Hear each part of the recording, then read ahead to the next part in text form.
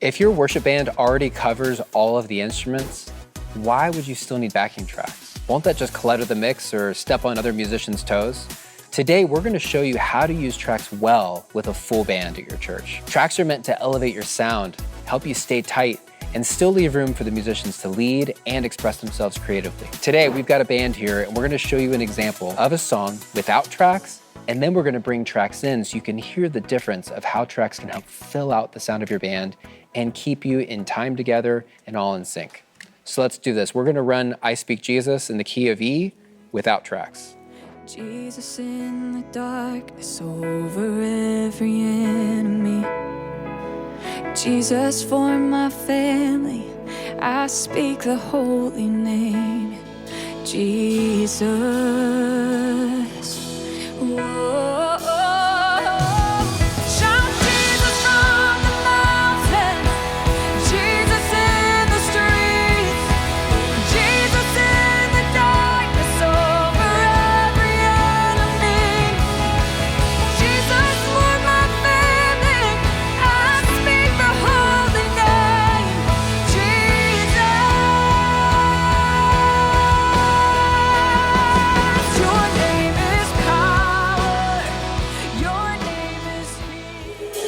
That was great. So what I would like to try now is bringing in a track, and let's make sure to mute any tracks that we are playing here live. David, what are you playing there? Are you doing piano? Yeah, I mean, I've got piano and then some ambient pad stuff. I might let the track do some of the ARPy stuff. So if you want to leave some of the sequence, like the higher count synths in there, you might leave that organ in. I think that's not going to step on my toes. I think that adds some nice flavor, and I don't want to try and cover both. Okay, now let's try it again, and we're going to start from the bridge. For those of you watching, just try to listen for instruments that we're not playing live on stage, and you're going to hear how much more full this song sounds with tracks layered in underneath. Okay, let's try it out. Jesus in the darkness over every enemy. Jesus for my family, I speak the holy name. Jesus. Whoa.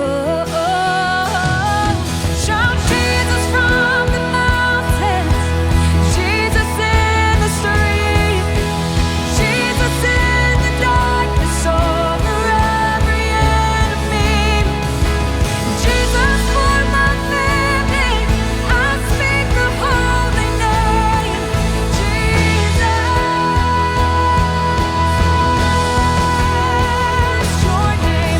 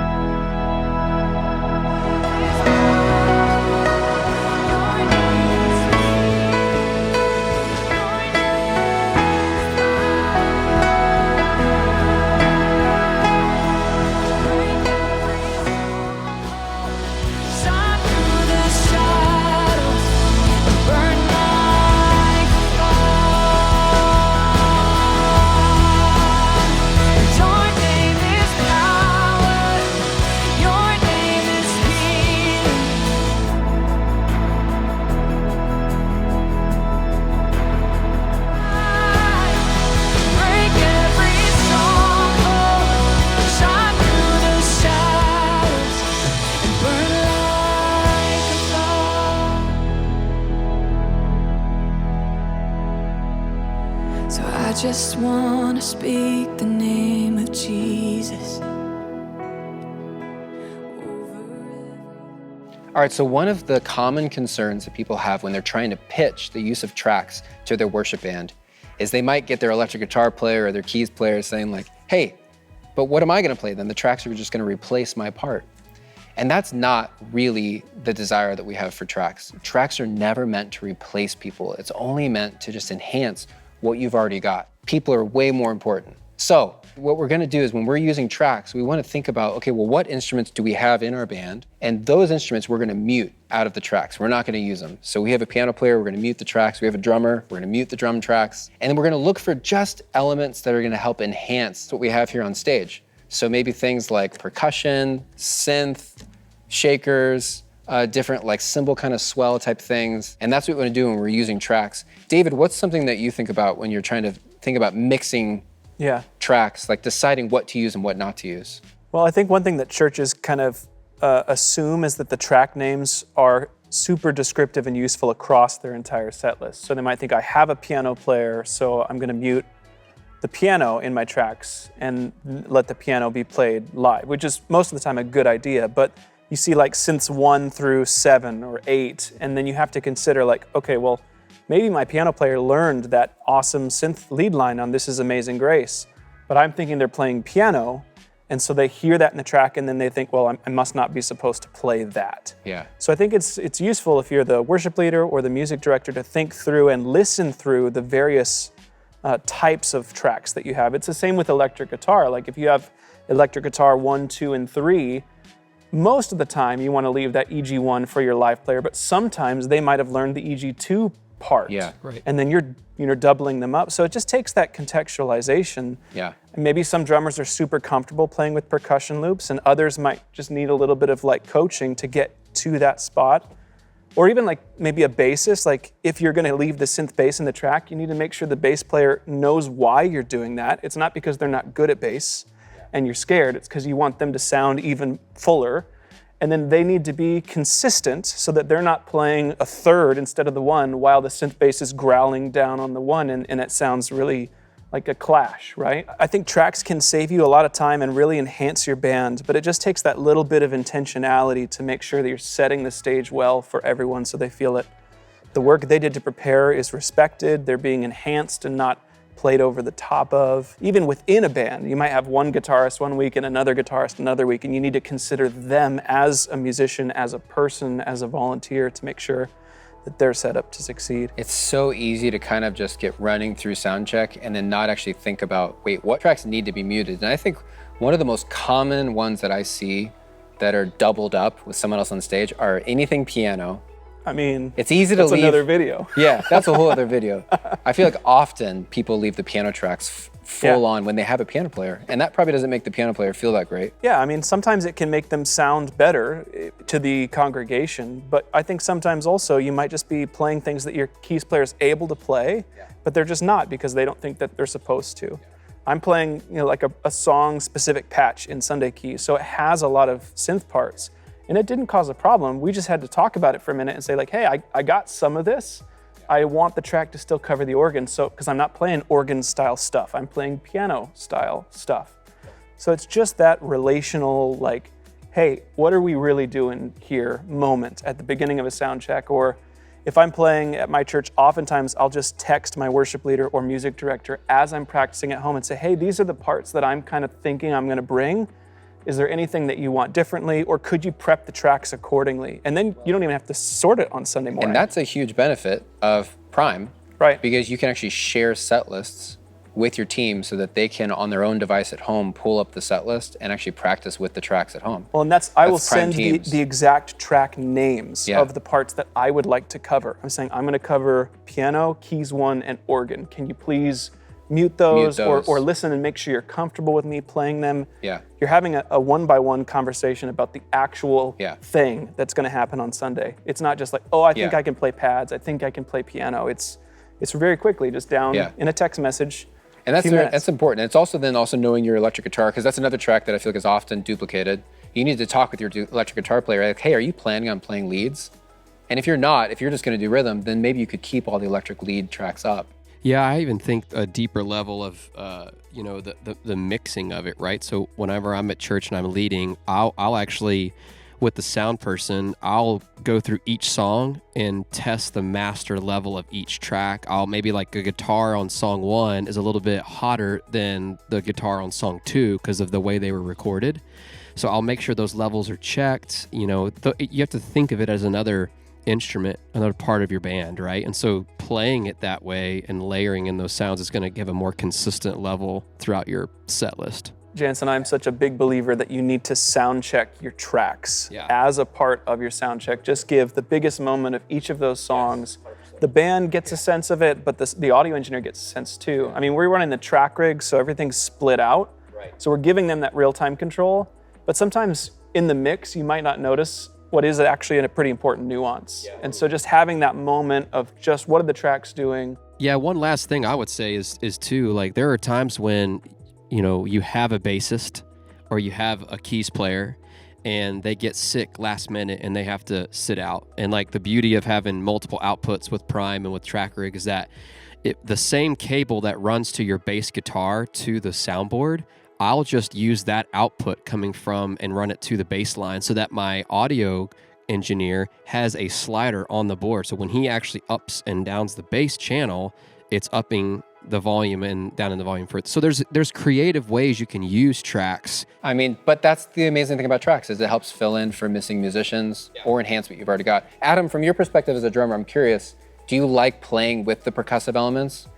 Or does it bother you? Does it help you stay in time? Does it throw things off? Yeah, no, I think it really helps. I mean, hearing that tambourine or the shaker, I think it's easier to follow as a drummer. I think it's easier to follow for all the players that you can just kind of feel it a little more instead of just, staying right on the click beat. I think that's really helpful. It also just enhances a lot of that extra stuff that you can't really do with a drum set, like some of those like really low toms or those kind of like psh things that they're doing on 4 to kind of go with the snare hit on 4. It really adds to it. I have a question for Monica, because also one of the things that I've heard people say of why maybe people push back on tracks is the vocalists are like, well, I don't want to hear like a click track in my ear, or I don't want to hear the voice, like the verse 2, 3, 4, and the click like bothers you. Do you feel bothered by it? Do you enjoy it? Do you even have it up right now? I actually don't even know. In your mix, do you have it up. No, it helps me sing in rhythm. So, and it makes it gel more with the band too. So instead of like me sounding like I'm pushing the team or I'm falling behind the team, I'm locking in with them because I'm like locking in with the click. So you know when you're coming in. Yeah. I love it. Click and cues are my personal favorite part of tracks because it's just like everyone knows where they're going. There's no like, oh, you were supposed to jump in there and you didn't know, but everyone knows. Especially in a song like this that has a lot of things kind of called verse, but you still get that context of where we're going. And I'm following along with charts, so I'm seeing the textual representation of what's happening, and that can happen on stage display with presenter as well. So I think it really, as a brain to sort of remember details, tracks in Prime, I think fills that role really nicely. So everybody can just level up one in the thinking. Like I'm playing my instrument, I'm leading worship. That's what I'm doing. I'm not remembering things. I'm just being here, and I'm serving, I'm being creative, I'm playing.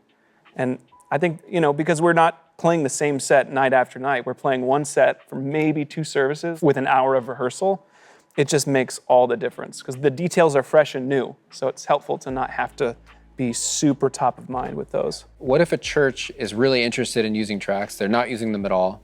What's their next step? Like, how do they actually get their team to buy in on the idea of using tracks? I actually lead a church that has 2 campuses, and they're both, Monica leads are 2, but they're set up teardown every weekend. It's a mobile church, and they've never used tracks until maybe the last year. I've started introducing them to the Prime app and Loop Community and some things, and it's the amount of level of consistency has just raised the ceiling of excellence of what they expect for worship at the church. And what I think is really cool, when we first started, it was like nobody was used to click and cues. So I was like, hey, let's use the app, but let's just use click and cues. let's not use tracks, let's not replace or whatever else. Like maybe it's a pad and a click. That's all you need. You're trying to introduce this slowly to your team where they get used to gelling together, having that in their ears, as opposed to, these floor wedges that we've used forever, right? So you're doing this as a part of whatever church that you're a part of. Like read the room a little bit and see where the church culture is with it, and start slow. Like, hey, let's have rehearsal midweek and let's start with just a click to practice together so we can get a sense of the timing. Start simple. Yes. Yeah, and have your drummer, if you don't have like all this stuff, like in-ears and all this stuff, just put your drummer on the click. Like stick Prime on stage, put a click track at whatever BPM you need, and like put it in his ears in a pair of headphones, and then everyone plays to the drummer.